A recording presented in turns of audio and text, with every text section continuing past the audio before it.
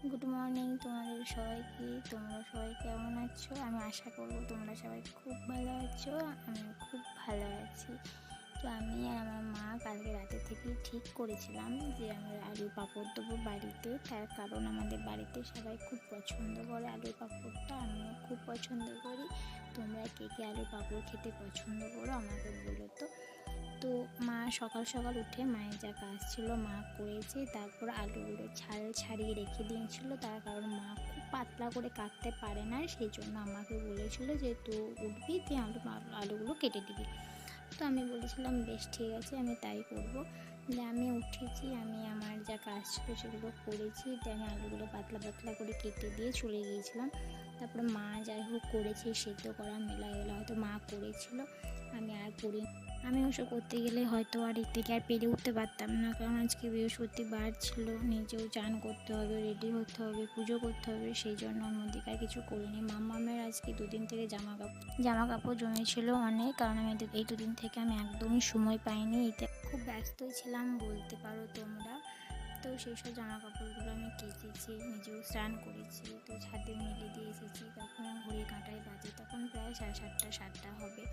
তো তখনই এত রোদ যে থাকা যাচ্ছিল না ছাদে, প্রচণ্ড রোদ গরম। তো এদিকে আমাদের খুব গরম পড়ে গিয়েছে।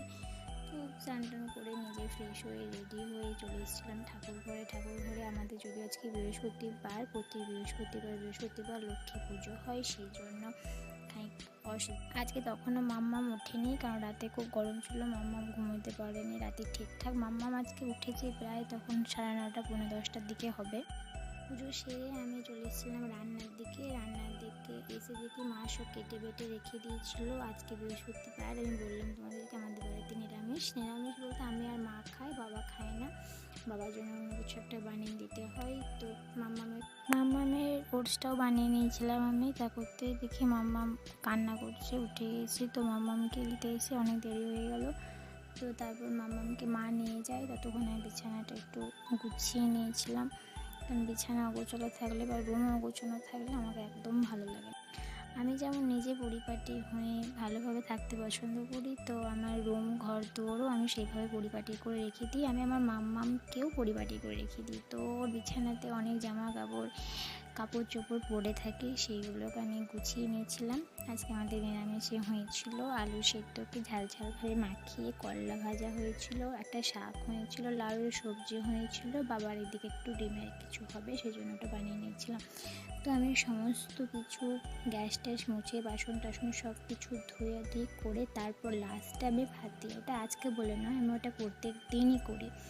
তো আমরা দেখো যাওয়ার সময় সবাই আনন্দ করে হুই হুই করে চলে যায়, কিন্তু এসে আমাদের অবস্থা হয় যে আমরা এসে নিজে জামা কাপড়টাও গুছিয়ে রাখতে পারি না।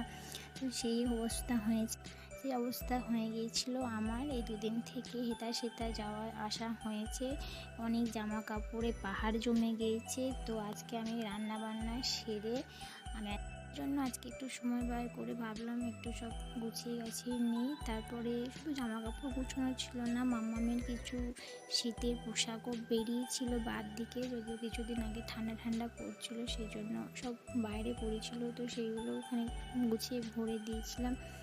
তো আজকে আমি দেখো সব গুছিয়ে রেখে দিয়েছি। তো এবার একটু ফ্রেশ হলাম, তখন প্রায় 1টা বাজছে। তো আজকে আমার ভিডিওটা এইটুকুই। যদি ভালো লাগে একটা লাইক তো করতেই পারো। ততক্ষণ তোমরা সবাই খুব ভালো থাকো, সুস্থ থাকো, টাটা বাই। দেখা হচ্ছে পরের কোনো একটা ভিডিওতে। রাধে রাধে।